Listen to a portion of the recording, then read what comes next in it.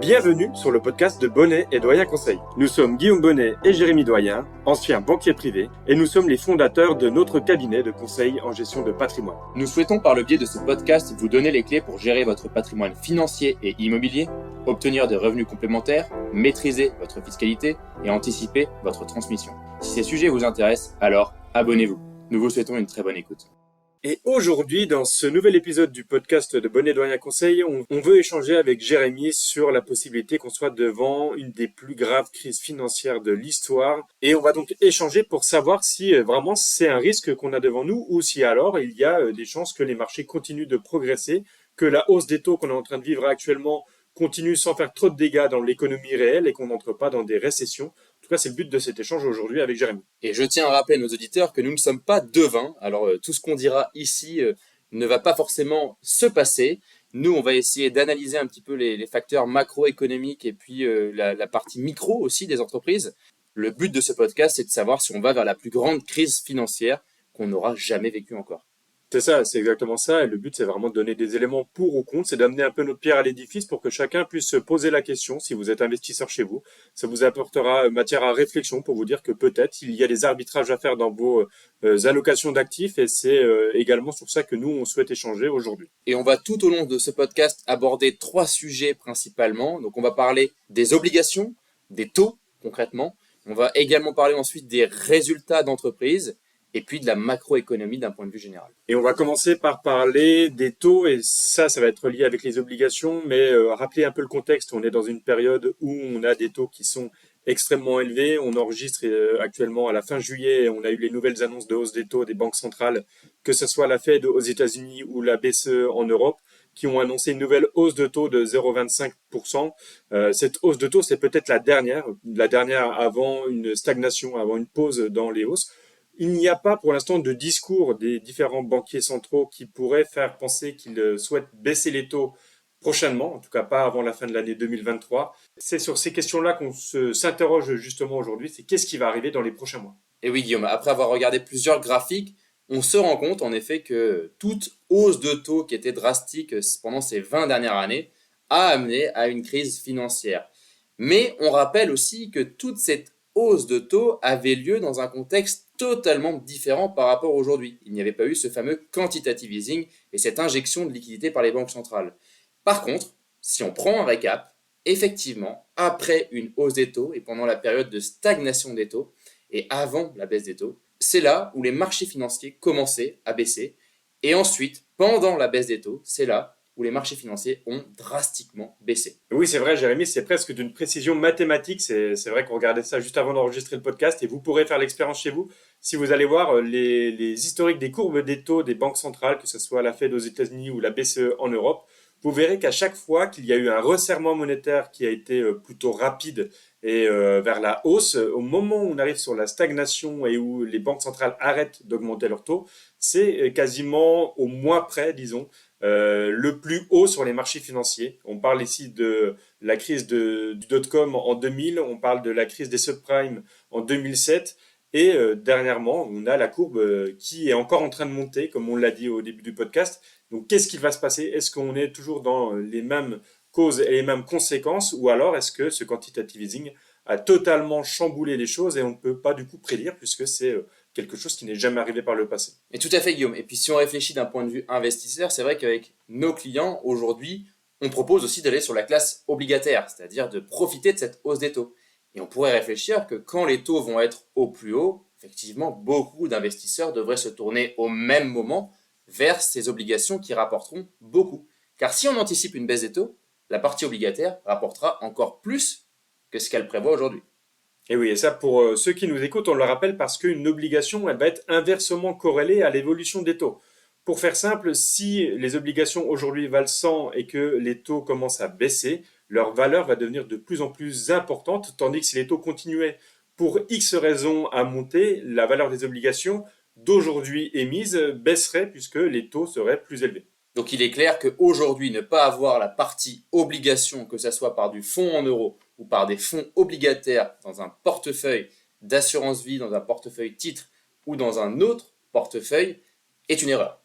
Oui, concrètement, si on prend les courbes, justement, on arrive sur une sorte de plafond au niveau des taux, donc il y a plus de chances, si vous reprenez ce que on disait juste avant, que les taux commencent à baisser dans les années à venir, donc en 2024 ou 2025, plutôt que ça ne continue de monter de façon trop importante.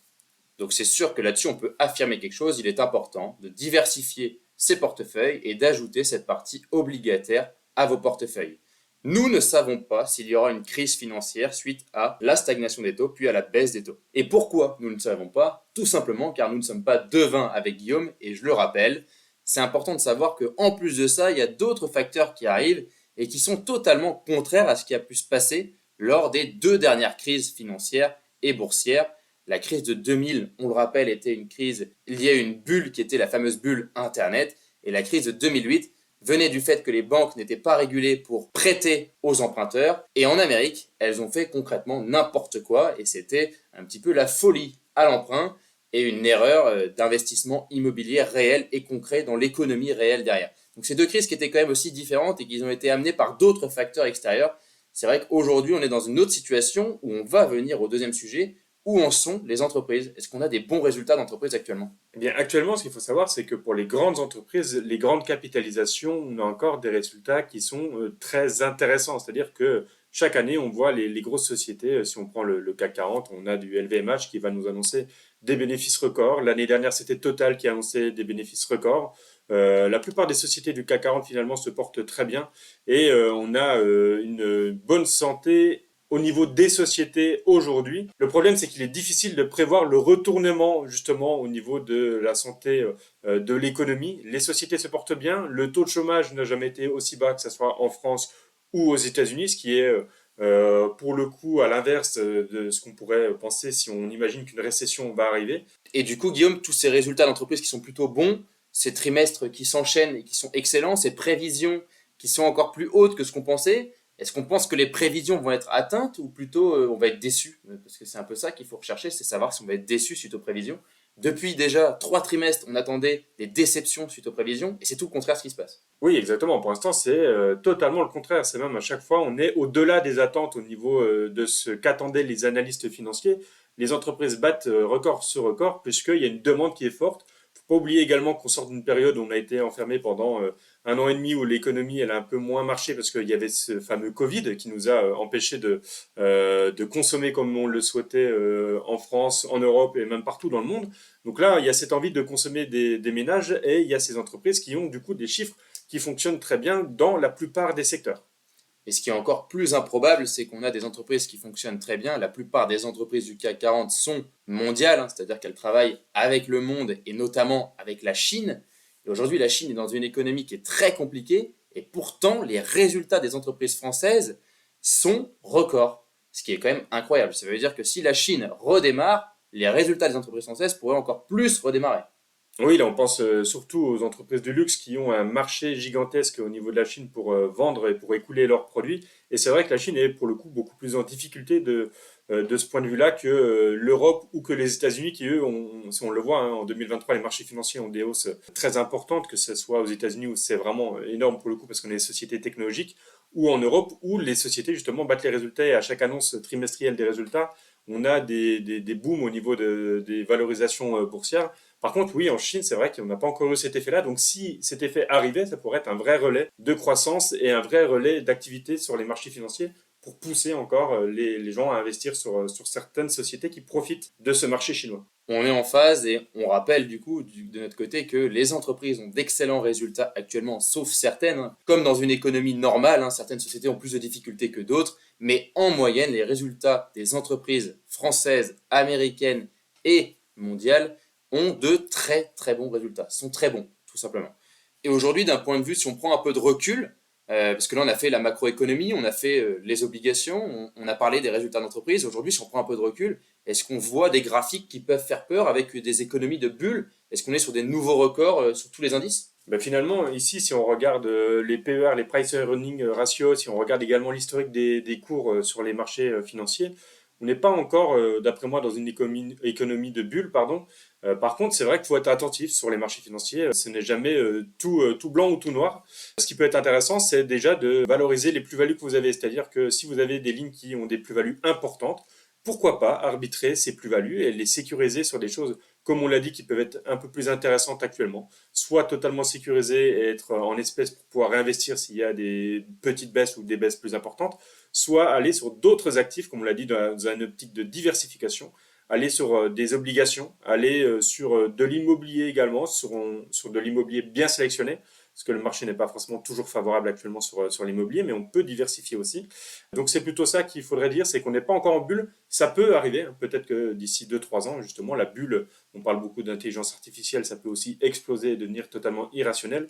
Pour l'instant, en tout cas, selon moi, ce n'est pas le cas. Après, peut-être que toi, Jérémy, tu as d'autres idées. Non, je suis totalement en phase avec toi, Guillaume, par rapport à ça. Je pense qu'aujourd'hui, on n'est pas dans une économie de bulle. Par contre, il faut vraiment avoir un point d'attention sur le fait que les actions ont excellemment performé cette année et il faut profiter de cette hausse pour savoir prendre les plus-values. Point important également, vous le savez, quand on investit sur des actions, on investit sur du long terme. Donc c'est vrai qu'il peut y avoir de la volatilité à court, moyen ou long terme, mais c'est important de comprendre qu'il faut des fois savoir prendre certaines plus-values tout en restant investi sur les lignes actions, car on a cet horizon de temps. Aujourd'hui, avec Guillaume, on conseille, nous, d'augmenter la partie obligataire des portefeuilles et de sous-pondérer un tout petit peu la partie action en prenant les plus-values ou en réduisant la voilure sur la partie action tout simplement. Et ça, c'est important de comprendre que là, vous nous écoutez, hein, pour avoir de vrais conseils, il faut se faire accompagner, il faut un rendez-vous personnalisé et il faut qu'on puisse connaître votre situation. Ici, ce ne sont pas des conseils en investissement qu'on vous donne, mais c'est notre ressenti vis-à-vis du marché. Il faut vous faire accompagner si vous voulez investir en action. Autre point qui est important, c'est qu'on n'a pas de boule de cristal, on l'a répété plusieurs fois, et aujourd'hui, réduire la voilure sur les actions, c'est ce qui nous semble logique, car on est sur des valorisations qui sont élevées, mais rien ne nous dit que ça ne va pas encore progresser pendant 1 an, 2 ans, et qu'on atteindra des niveaux encore bien plus élevés. C'est pour ça qu'il faut toujours bien diversifier, et ça, c'est pas un mot qui est lâché dans le vide, c'est que c'est vraiment la meilleure chose à faire quand on veut investir, c'est la diversification, et c'est rester maître de ses esprits pour ne pas agir de manière disproportionnée dans un sens comme dans l'autre. Et on rappelle que nous conseillons avec Guillaume aussi de rester investi sur la partie action. C'est juste une sous-pondération, c'est-à-dire qu'on réduit la voilure. C'est vraiment pas sortir de la poche action. Il faut juste pouvoir profiter aussi d'autres opportunités. On sait que les actions sur du long terme, ça rapporte beaucoup plus que les autres classes d'actifs depuis plusieurs années. Les performances passées ne préjugent pas des performances futures et vous le savez. Mais là, aujourd'hui, il y a des opportunités sur la poche obligataire. Et c'est pour ça qu'il faut en rajouter un petit peu dans les portefeuilles par rapport à ce qu'il peut y avoir aujourd'hui dans vos portefeuilles. Donc vous l'avez compris, on ne prédit pas, nous, de notre côté, un crack boursier. Par contre, on a des performances qui sont excellentes. Il faut savoir en profiter pour aller vers de nouvelles poches, notamment la poche obligataire avec cette hausse des taux qui était drastique depuis maintenant 1 an. Et moi, j'ai envie de rappeler que même s'il pouvait y avoir une baisse importante dans le futur, d'ici 2-3 ans, pourquoi pas, c'est possible que ça arrive, bien sûr. Ce n'est pas forcément une mauvaise chose quand on est investisseur et qu'on a un horizon de long terme.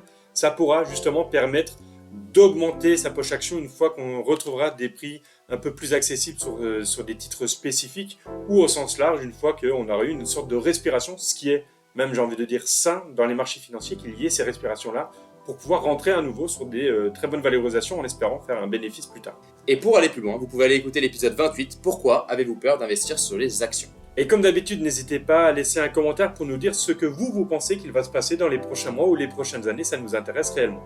Et si vous avez apprécié ce podcast, n'hésitez pas également à nous mettre 5 étoiles. Si vous souhaitez prolonger la discussion, alors vous pouvez directement prendre contact avec nous sur notre site bonnetdoyenconseil.com. C'était Guillaume Bonnet et Jérémy Doyen et nous vous remercions pour votre écoute. À bientôt pour un nouvel épisode.